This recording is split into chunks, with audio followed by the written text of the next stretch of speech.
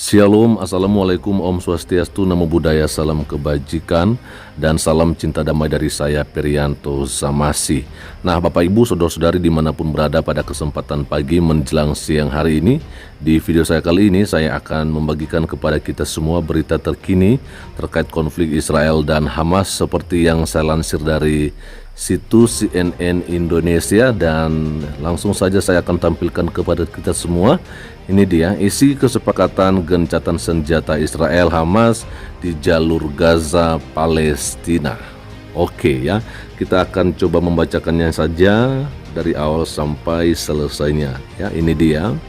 Ini Jakarta, CNN Indonesia. Israel mengumumkan telah menyepakati perjanjian gencatan senjata dengan milisi Hamas di jalur Gaza Palestina pada hari Rabu kemarin, 22 November ya.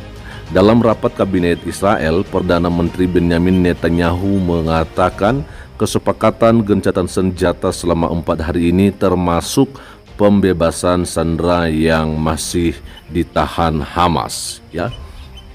Lalu berikutnya ini dia pernyataannya, kami telah memutuskan keputusan yang sulit malam ini, tetapi ini adalah keputusan yang benar, ucap Netanyahu pada hari Rabu kemarin ya, dini hari usai merampungkan kabinet darurat.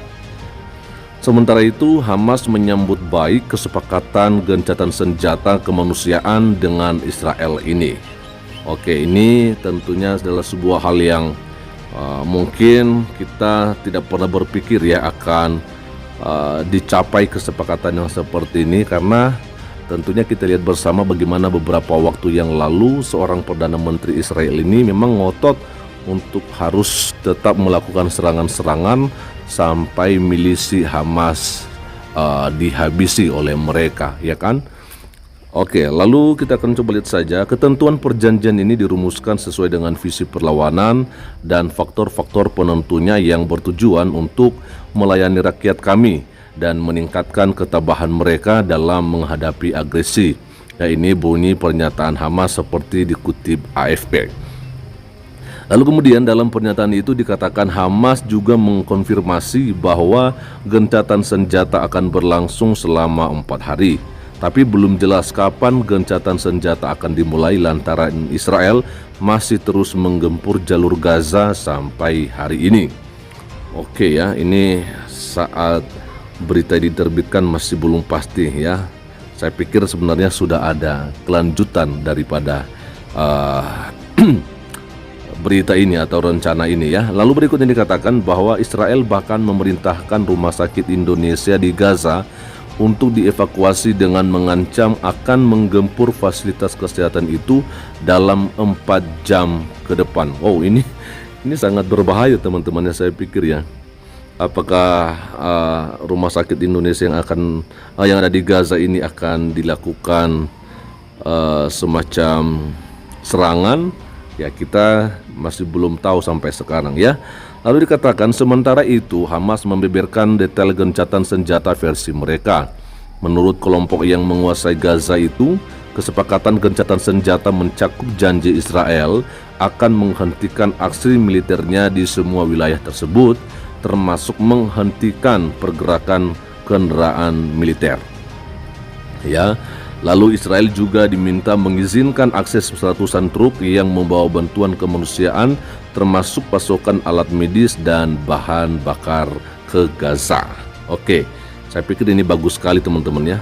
Lalu dikutip dari Al Jazeera, drone di Gaza Selatan juga akan berhenti beroperasi selama gencatan senjata berlangsung. Penggunaan drone juga akan berhenti di utara Gaza selama 6 jam per hari, antara pukul 10 hingga 16 waktu setempat selama 4 hari. Gaza Utara dan Selatan memang menjadi target gempuran Israel sejak agresi berlangsung 7 Oktober lalu ya.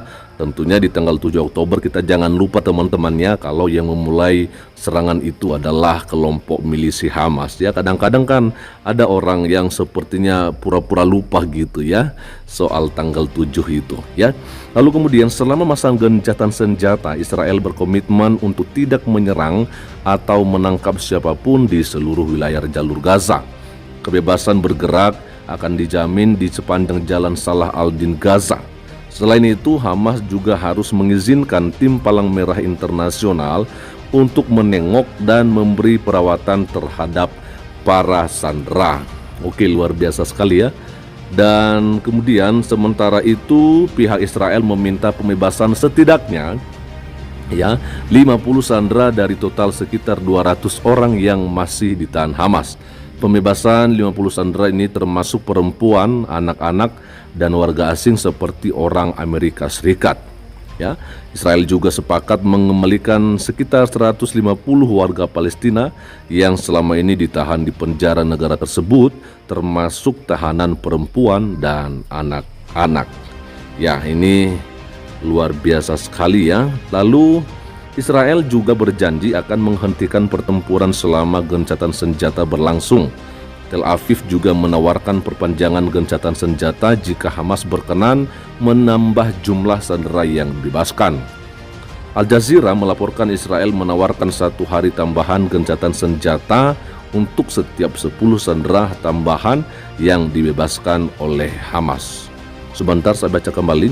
Al Jazeera melaporkan Israel menawarkan 1 hari tambahan gencatan senjata untuk setiap 10 sandera tambahan yang dibebaskan oleh Hamas. Oke, karena kalau dalam waktu 4 hari seperti yang juga saya sampaikan kemarin, berarti 4 kali 50 orang setiap harinya, berarti hanya 200. Maka diminta lagi untuk 1 hari lagi tambahan waktu untuk pembebasan sandera yang masih tertinggal ya. Lalu meskipun begitu, kesepakatan gencatan senjata tidak serta-merta membuat perang antara Israel dan Hamas di Gaza berhenti. Perdana Menteri Netanyahu mewanti-wanti bahwa agresi Israel ke Gaza akan tetap lanjut sampai tujuan negaranya tercapai. Saya ingin menegaskan, ini dia dari Netanyahu saya ingin menegaskan kita sedang dalam perang dan akan terus berperang sampai kita mencapai seluruh tujuan kita untuk menghancurkan Hamas dan untuk membebaskan seluruh sandera dan warga kita yang hilang, kata Netanyahu. Kami akan memastikan bahwa tidak ada lagi entitas di Gaza yang akan mengancam Israel, paparnya menambahkan seperti dikutip Jerusalem Post. Jelas sekali teman-teman karena kita lihat di sini sebenarnya target utama daripada Israel itu adalah menghabisi kelompok milisi Hamas. Dan tentunya saya pikir juga kita sudah mengetahui bersama kenapa Perdana Menteri Israel Benjamin Netanyahu ini mempunyai target yang seperti begitu, karena bagi mereka keamanan daripada warga mereka yang ada di sekitar jalur Gaza yang dekatan yang istilahnya yang perbatasan itu harus benar-benar dijamin dan karena mereka sudah tahu bagaimana pergerakan-pergerakan yang dilakukan oleh kelompok milisi Hamas selama ini, mereka yang paling tahu dong bagaimana soal kondisi keamanan untuk warga mereka sendiri. Dan seperti apa yang juga sudah kita dengarkan beberapa waktu terakhir ini bahwa banyak negara termasuk Amerika Serikat dan juga termasuk Arab Saudi kalau saya nggak salah gitu teman-teman bahwa memang menyampaikan kalau kelompok Hamas ini adalah kelompok garis keras.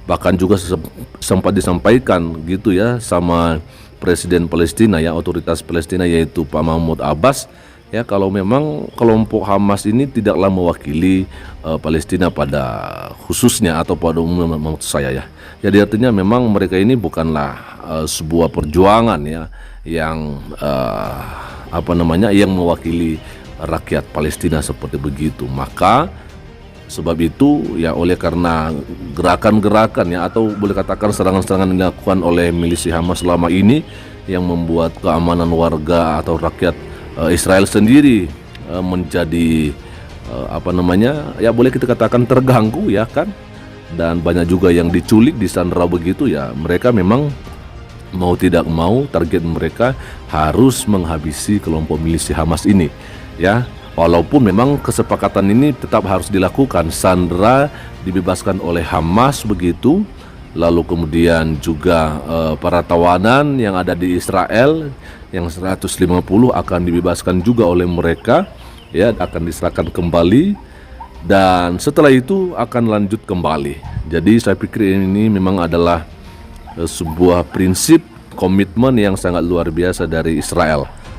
Ya teman-temannya, jadi ini berkali-kali saya coba sampaikan bahwa di sini kita tidak pernah untuk mengatakan ayo dukung Israel soal perang ini, tidak ya. Apalagi juga membantu Hamas soal perang ini, kita nggak mendukung mereka. Memang kekristenan tidak terlepas daripada Israel, tapi bukan berarti Kristen mendukung segala sesuatu apa yang menjadi tindakan-tindakan yang dilakukan oleh orang-orang Yahudi, begitu teman-temannya. Karena Yahudi jelas berbeda dengan kekristenan, ya kan? Karena kekristenan itu bicara soal apa yang disampaikan oleh Yesus Kristus ketika datang ke dunia, yaitu masalah kasih, ya. Dan kasih itu memang harus dipraktekkan dalam kehidupan sehari-hari, ya, di mana mengasihi Tuhan dengan segenap hati, segenap jiwa, segenap akal budi, dan segenap kekuatan, dan juga mengasihi manusia seperti mengasihi diri sendiri. Ya, bahkan juga Yesus pernah mengatakan, ya, musuh sekalipun dikasihi, bahkan orang yang menganiaya kita sekalipun harus didoakan. Sedangkan kalau untuk orang Yahudi, ya gigi ganti gigi, ya kan, mata ganti mata, darah ganti darah. Jadi kalau misalnya Anda mengganggu dia, ya jangan main-main. Dia juga pasti akan mengganggu Anda lebih daripada apa yang Anda sudah ganggu dia, gitu ya. Makanya memang pernah kita pernah kita bahas bahwa kalau ada orang, ya gitu ya, kelompok yang mengganggu Israel, berarti itu sama saja artinya dia sedang membangunkan singa yang tertidur.